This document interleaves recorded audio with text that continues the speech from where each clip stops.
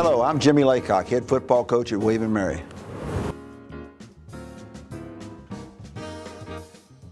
I was born in Leesburg, Virginia, which is in Loudoun County, which obviously was very rural at the time, but has grown quite a bit lately, and that's where I spent my entire early life up there in the Loudoun County area. Went to Loudoun Valley High School, which is in Purcellville, Virginia. In fact, I went there when the school first opened, and I was fortunate to be around some great role models as athletic coaches, football and basketball coaches. So throughout high school, that's about all I did was play sports. I played football, I played basketball, I played baseball, and in my senior year, I even was on the golf team. So it was a great time growing up, and it really kind of established my love for athletics, the way I was able to play as many sports in high school. After I graduated, obviously I was involved in some recruiting situations back at that point in time, fortunately, and I really didn't know until my senior year that football would be my sport in college. I was thinking it might be something else, but I was getting recruited for football, and one thing led to another. I ended up coming to William & Mary. I just felt very comfortable when I came here, very comfortable when I visited, very comfortable with the players who were here at that time, and so I came to William & Mary, and it's been 4 wonderful years here. I played my freshman year. Back then we had a freshman team, and I played quarterback on the freshman team. Then my sophomore year they moved me to defensive back, and I played 4 games in the secondary until I had a knee injury, and I was out for the rest of the year. Then I came back the next year and played quarterback, and went all the way through. And I majored in physical education, and my whole idea was playing football, and then I was going to go out and coach and teach when I finished. One of the really neat things that, and as I look back on my time at William & Mary with the coaches that I was involved with, I was recruited by Marv Levy and his staff, and I played for him. Bobby Ross was an assistant at that time under Marv, and then my senior year, Lou Holtz came in, took over, and that was his first head coaching position. So, I mean, I look back and I think about the great foundation that I got in playing for the coaches at the caliber of the ones we had at William & Mary. And it was still true then as it is now that maybe at William & Mary you may not get the fastest or the best athletes, and you've got to do things the right way, and you've got to be fundamentally sound. And I thought I got geared into understanding the fundamentals of playing football at a lot of positions, and that really showed up well when I got into coaching. When I went to Clemson as a graduate assistant, I felt like I was further along than a lot of the coaches just because of my background at William & Mary. Because Lou Holtz had talked to me when I graduated from William & Mary. Talked to me about pursuing college coaching, and obviously, like I said, at that time all I was thinking about was getting a paycheck and getting a job.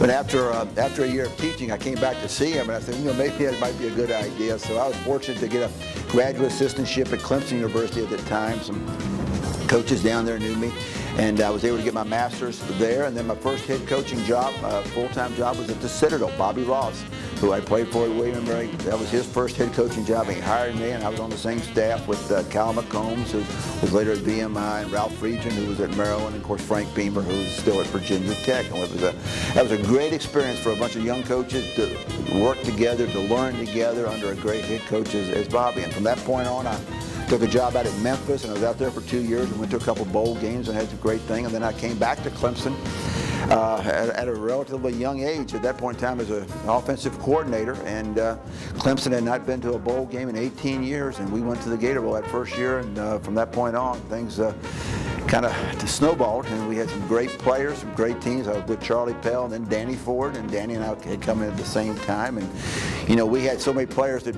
ended up getting drafted and going to NFL. It was unbelievable, but it was a tremendous experience. And then for one reason or other, I was contacted and talked to the people here at William & Mary, and I think I was about their third choice for the job, and they couldn't afford anybody else, so they hired me, and I've been here ever since.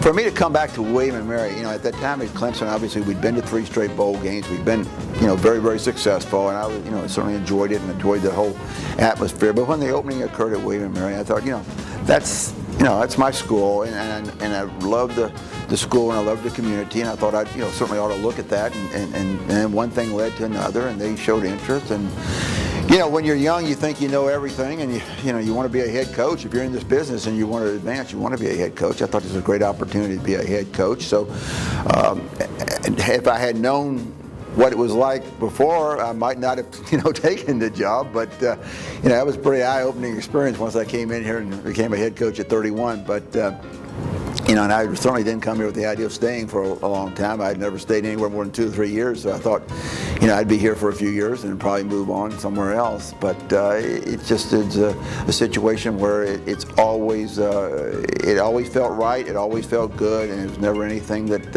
could pull me away. Two is we're developing the relationships in the community, but it's also seeing players go through the whole cycle, from recruiting to playing to graduating to coming back 5, 10, 15 years, seeing their family, seeing where they are professionally, where they are personally, and all that. It's a really rewarding feeling, and it's a neat thing, and I really, that's probably the one thing that I enjoy the most. Actually coaching or recruiting and all that, I'm probably still thinking about it a little bit, but one of the things I think that's helped me to last as long as I have, and to be as as enthusiastic about my job as I am, is that I've always had the ability to get away. I've always had the ability to do something different when the time came, whether it's just hanging out with some friends or hanging out with the family, or whether it's going on a golf trip with my buddies, or just going to the beach and doing something. I've been able to do that. I've been able to get away. I've been able to re-energize myself, and football is very, very important to me. Being successful is really important to me, but there's other things in life that are equally important. Been very fortunate so far as looking for a favorite place to go. Obviously, I always like going to the beach, but I think it's pretty well noted that I do enjoy playing golf occasionally, and I've been very fortunate that I've had opportunity to go to some outstanding golf venues, and favorite one is maybe kind of difficult, but it's hard to beat Augusta National to go to play golf. I think I've been inspired by a lot of people. Most of them have been coaches. Most of them, it goes back to my high school coaches, the guys that I was very close with, a guy named Phil Bowen, that was my basketball coach, and just kind of really a mentor to me when I was young, and gave me a lot of good advice. And then, then growing up and then getting into coaching, I think, Mark Levy and Lou Holtz helped me out a lot. Bobby Ross did a tremendous thing with me. Jim Copeland, who was their first athletic director, or second athletic director here at William & Mary, really helped me a lot. There's just a number of people that you lean on, you respect, you appreciate. But again, the thing that they taught you was you still have to be yourself. You still have to learn what's important to you, what you like, what you don't like, what you want to do, and not try to be something that you're not. Be who you are. Just to be the best at being who you are, and things usually work out for in the right way. Yeah, it's pretty deep, because there's been a few of them. I'll tell you what, there are different types of challenges. I can remember our first spring that I was here, we had 42 players on our squad at that point in time. We had to have a spring game. Everybody was anxious to see what the new coach was going to show. So we had to have a spring game on the intramural field. I only had one quarterback to be able to play that day. That poor guy, Chris Garrity, took 90 snaps, and that was probably as nervous as I've ever been. What happened if he got hurt? What would we do? But he didn't, and he still stays in touch with me.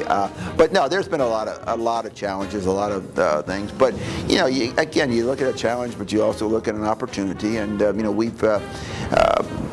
we've managed to do things, I think, the right way, and been consistent about it. And we avoid the highs and avoid the lows, and we keep doing things that we feel are right and moving forward. And I've been surrounded, by a lot of great people. You just go back with the players that have been through here, the coaches that have been through here, the administrators that have been through here, and that's really helped.